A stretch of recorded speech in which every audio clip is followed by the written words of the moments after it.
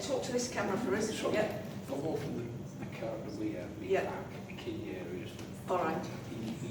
Your Your knees. Yeah. All right. You've got a bit of a shake on as well, I eh? do share.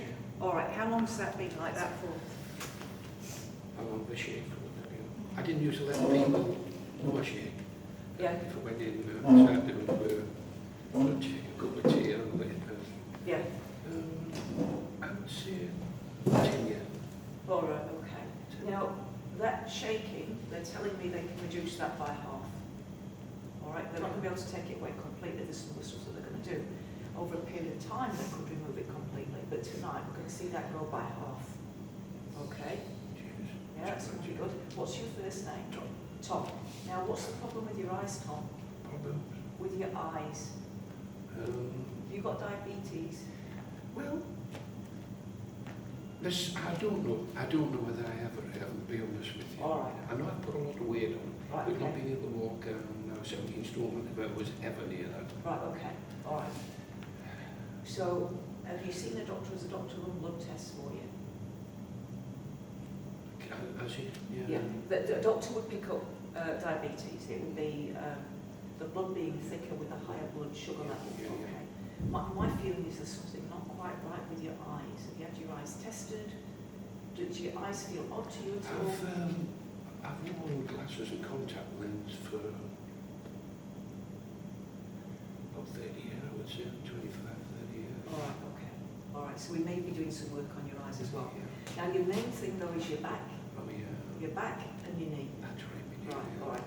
We're going to do the knee first. And the reason I'm going to do the knee first is if I work on the back, if you think of the leg as like a drain pipe and there's some congestion at the knee, if I start working on the back and the energy from the back's got to come out somewhere, that could make the knee worse. Yeah. Yes, so I've got to clear the drain pipe first. You see what I mean? Yeah. Yeah. Right, okay, so that's what we're going to do first.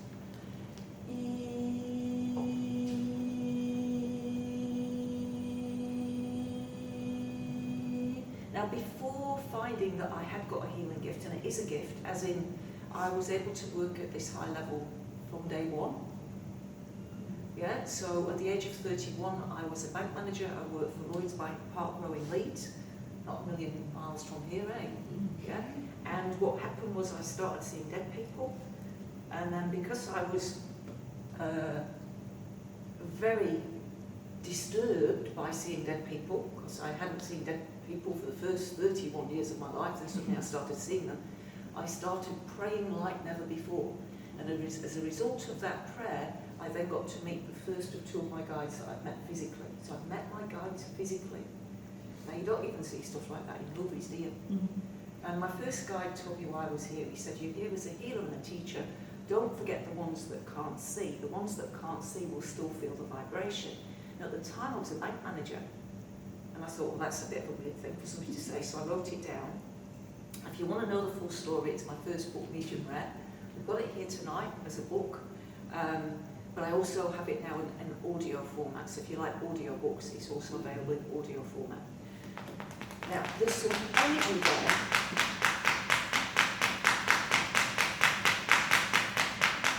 That's got to come out. And rather than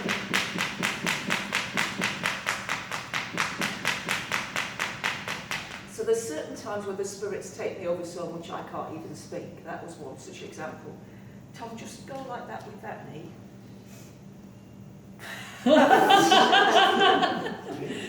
Walk around a little bit for me.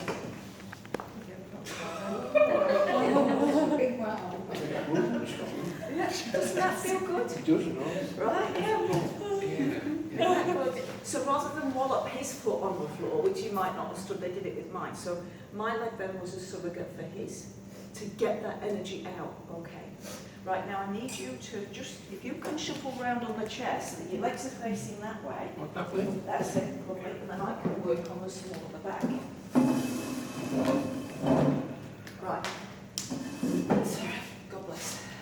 Now I wear white purely so that anything that gets pulled out of the patient's body, do you know, they did this to me the other night. Normally I have to ground through my feet, but they had like with my legs like this the other night as well.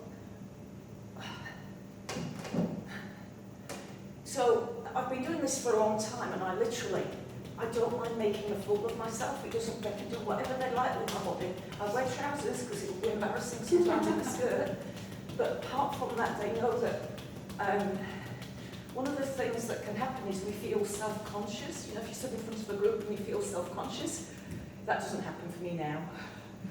You know, when you stand up in front of a group and say, I talk to dead people, or I see people, or you just let the spirits do what they need to with your body.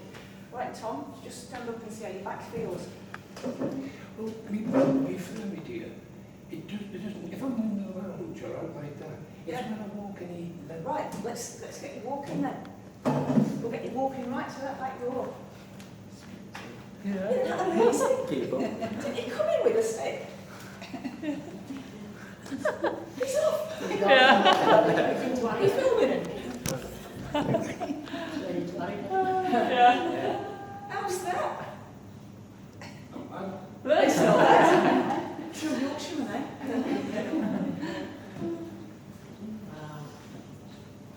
How's it feeling? Great. Aye, brilliant, aye.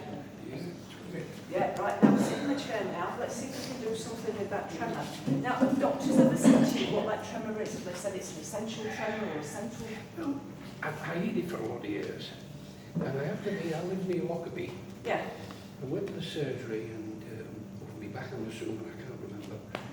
And it was a Turkish doctor who studied right there. And she said, no, does she shake? I said, no. She said, what do you think it is? What did I think it was then? Parkinson. I thought it was Parkinson's. Oh, yeah. And she got me and she went, yeah, not Parkinson. She said, is anybody in the family? I couldn't think. And Daddy would come with me and she said, maybe Grandma had it. Yeah. And yeah, it's embarrassing. I mean, if I go to friends of mine, I originate from Middlesbrough. If we go down there, I get a straw now, don't know, right? Because, well, embarrassed spilling it all over. Yeah. Yeah. Right, so let's see if we can fix it. They've said at least 50%, so I shouldn't doubt them. Cool, so I need you just to close your eyes for this one, Tom. Yes, Okay. I want to. Right, now while Tom's doing this, I'm going to get you guys to close your eyes as well, okay? Because I want you to think about this. When you close your eyes, do you feel like a skeleton? Do you feel like a pair of lumps and a beating heart? Or do you feel like you're invisible? Can you relate to what I'm saying about, you know, when you close your eyes, it doesn't feel like there's any organs inside of this body, does it? It just feels like there's space in there. All right, let your awareness then go into the room. So move your awareness out and imagine that you can touch, you know, the wall of the room in front of you, the wall of the room left and right, and we've got to go all the way down to the glass doors at the end, and then push backwards as well, and just notice, can you see how you can be aware of the space in the room? Mm-hmm. Yeah? And so that invisible you extends beyond this physical form. Yes, so we're not a spirit in a body, we're a body in a spirit. And at the moment, we're all sat in each other's spirits. And we're actually connected. And humanity is going to go through a massive spiritual leap. It's a leap, it's not a step. As we start to realise that we are interconnected. And so when, you know, in the Bible, Jesus taught, love one another. Jesus' teaching was, love one another as yourself, and it got translated to love one another as you would love yourself. No, his teaching was love one another as yourself. There's one consciousness here, and we're all a part of it, and we experience ourselves as individuated within the whole, so that we can learn what our thoughts and our choices result in for us. Yes, so if you eat something that is not healthy for you, you reap the consequences of that, nobody else does. If I can get somebody just to turn off that water urn, that would be really good, thank you.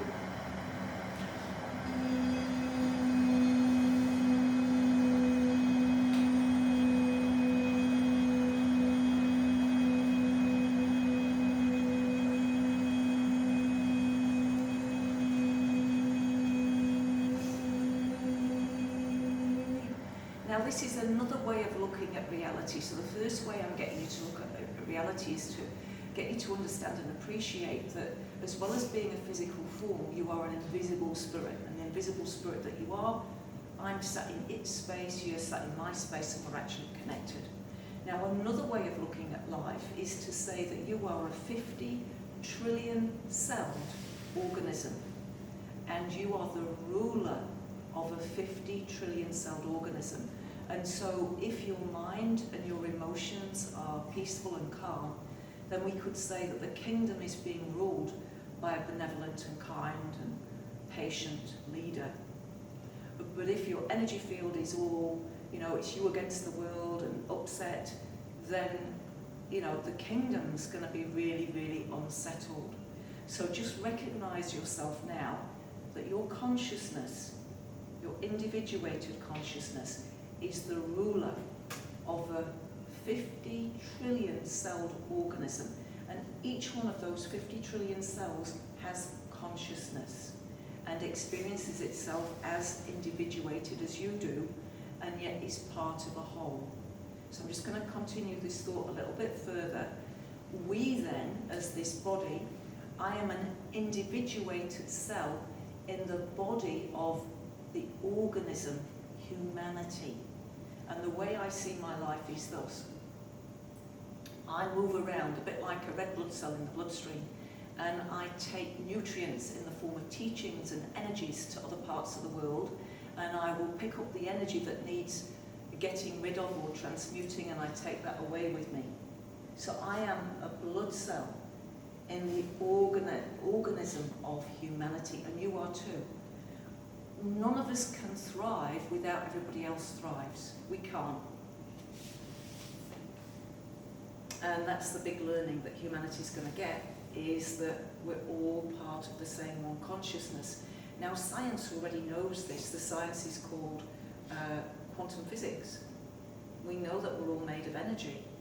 Quantum physics tells us that these bodies are 99.99% space. That does my head in. You can all open your eyes again. All right? Science tells us that these bodies are 99.99% space. Well, I look solid, I feel solid. How can I be 99.99% space? You can be, because there's a lot of space between the cells. There's a lot of space within the cells, scientifically, mathematically. The major component here is space. And you're conscious, you're aware, and your thoughts and your feelings get to affect the physiology of this body. Yeah? When I'm doing this healing, now, Tom, how's your trembling feeling? All right, champion. I'll tell you, peace of mind. I feel as if I'm tensed up all the time. Yeah. And I feel at ease with myself. You're feeling like you're easing. You can see a difference, eh? Yeah, cool. We're not finished yet. All right, so we're all made of energy. We've all got consciousness. We all have access to the same divine consciousness. There is not any one of us that is better than or more than anybody else. Right. We've all had, though, different life experiences. And your different life experiences have shaped your ego, the self you've created. And sooner or later, you'll get to let go of your ego. Yeah? Sometimes really bad things happen in life. That makes us let go of the ego. Or we might be in a lot of pain. That might cause us to let go of the ego. In my case, I was super successful, but found the success empty. I still have an ego. I'm not fully enlightened, but well on my way, as evidenced by what you see happening through me.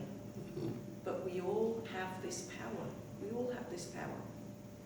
At any point in time, you're either identified with the story in your head about who you are and what's possible, or you're in your heart space, in the flow, being guided. Yeah? And it's infinitely easier to be in your heart than in your head. Trust me on this, seriously. Just keep yourself in your heart. Don't overthink it. If you overthink it, you'll end up on a bloody psych ward. Yeah? Thinking is overrated. Just go with your feeling. Go with your heart. What does your heart say? Where does your heart long to be? That's all you've got to do, is keep listening to your heart. Keep listening to your heart. Now, you are feeling like, this isn't just 50% better, is it? This is significantly better. I feel at ease. Yeah. He's with myself, yeah. Awesome. Brilliant. Give him a round of applause.